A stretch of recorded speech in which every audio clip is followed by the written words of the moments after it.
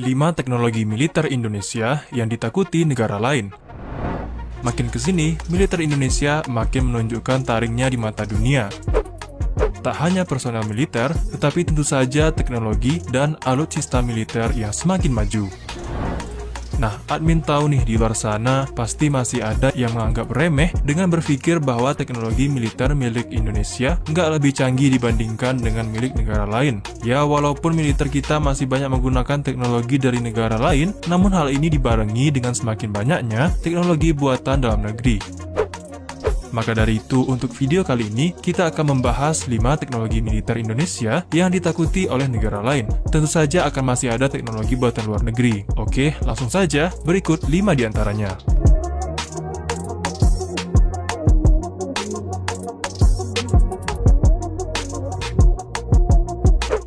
1. Rudal RBS-15 Mk3. Teknologi yang satu ini merupakan sebuah peluru kendali anti kapal Fire and Forget.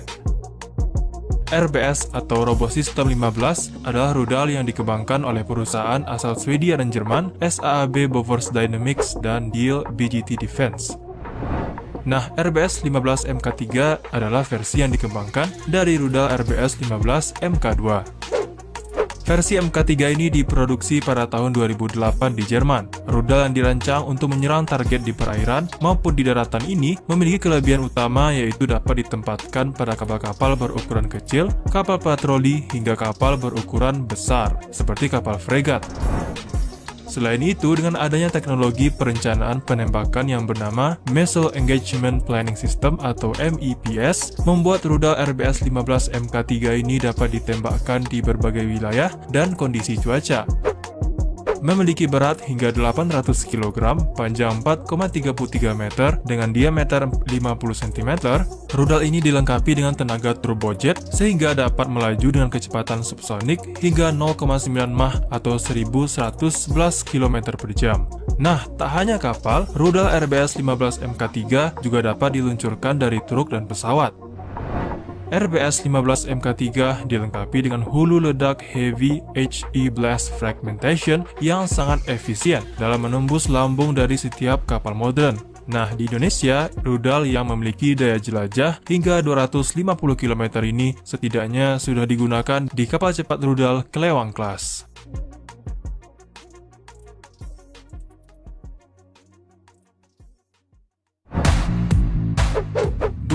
Kapal selam KRI Nagapasa 403. KRI Nagapasa adalah salah satu dari 3 unit kapal selam kelas Nagapasa yang dimiliki oleh TNI Angkatan Laut. Kapal selam ini dibangun oleh perusahaan asal Korea Selatan DSME yang dipesan pada 21 Desember tahun 2011. KRI Nagapasa 403 pertama kali diluncurkan pada tanggal 24 Maret tahun 2016. Nah, berbicara mengenai kehebatan, kapal selam ini mampu berlayar lebih dari 50 hari dan mampu menampung 40 orang kru. Oh ya, admin juga sudah pernah membahas kapal selam ini di video 5 kapal selam paling menakutkan di Asia Tenggara. Bagi kamu yang mau nonton, klik saja kartu yang muncul di atas ini. KRI Nagapasa memiliki panjang 61,3 meter, berat di permukaan 1.442 ton, tinggi maksimal 11,5 meter, dan kecepatan saat menyelam hingga 21 knot. Kecanggihan kapal selam ini juga diperlihatkan dengan kelengkapan persenjataannya. Seperti kapal selam ini dilengkapi dengan 8 buah tabung peluncur torpedo Black Shark 533 mm dan peluru kendali anti kapal ke permukaan. Nah, torpedo Black Shark ini memiliki jarak luncur ideal 50 km dengan kecepatan 50 knot. Selain itu, KRI Nagapasa juga dilengkapi dengan senjata kelas berat serta didukung dengan kemampuan Naval Combat Management System MSI-90U Mk2 Kongsberg Defense System.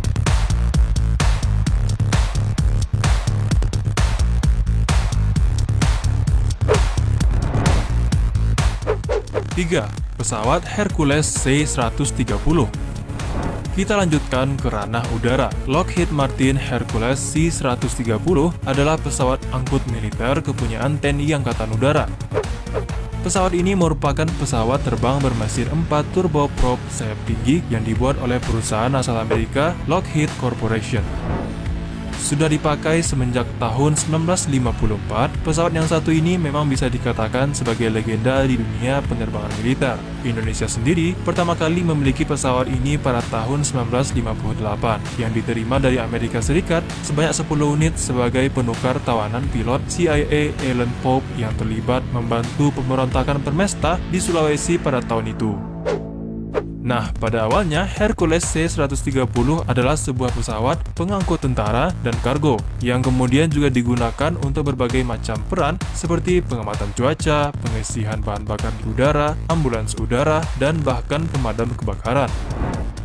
Nah, dikarenakan kemampuan operasinya yang sangat beragam itulah yang kemudian membuat pesawat Hercules C-130 ini diunggulkan. Selain itu, pesawat ini juga mampu menampung 92 pasukan tempur atau 64 pasukan terjun payung atau 74 alat pengangkut pasien dengan 2 tenaga kesehatan atau 6 palet.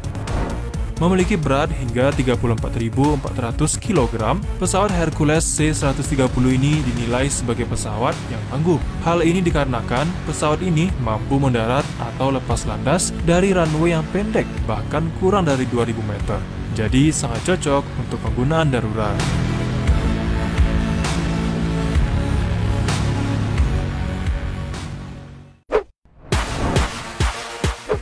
Empat, Panzer Anoa.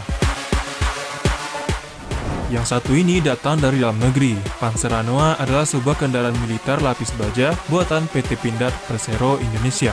Memiliki dimensi panjang 6 meter, tinggi 2,17 meter, dan lebar 2,5 meter, Panzer Anoa dapat ditumpangi oleh hingga 12 awak di dalamnya. Nah, kendaraan militer yang namanya terinspirasi dari hewan asal Sulawesi ini dilapisi oleh baja monocue steel armored glass level 3. Panzer Anoa memiliki banyak varian dan fungsi seperti sebagai pengangkut logistik, pengangkut pasukan, munisi, petugas medis, amfibi, dan lain sebagainya.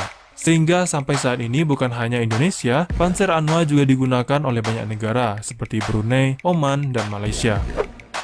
Nah, sebagai kendaraan militer, Panzer Anoa tentu saja juga dilengkapi dengan berbagai persenjataan, seperti senapan mesin 12,7 mm, senapan mesin 7,62 mm, granat launcher CIS-40 AGL, dan smoke granate dischargers. Mulai diproduksi sejak tahun 2006, Panzer Anoa ini menggunakan mesin Renault MIDR diesel turbocharged 6 silinder inline sehingga mampu melaju dalam kecepatan hingga 90 km per jam dengan jelajah hingga 600 km.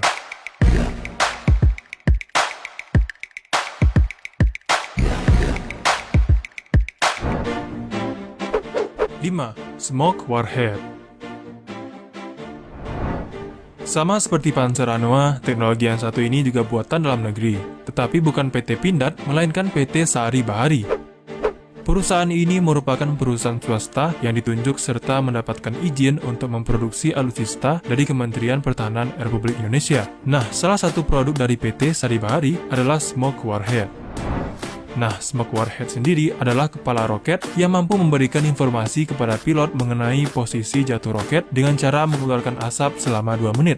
Untuk saat ini sudah ada 2 varian Smoke Warhead, kaliber 70 mm dan 80 mm.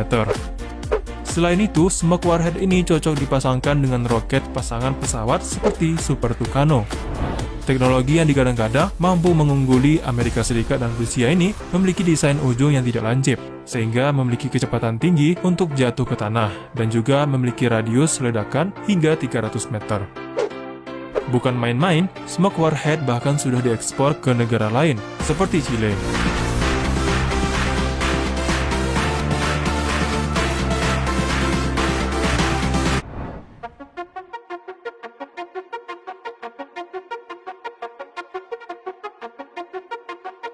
Lima teknologi militer Indonesia yang ditakuti negara lain.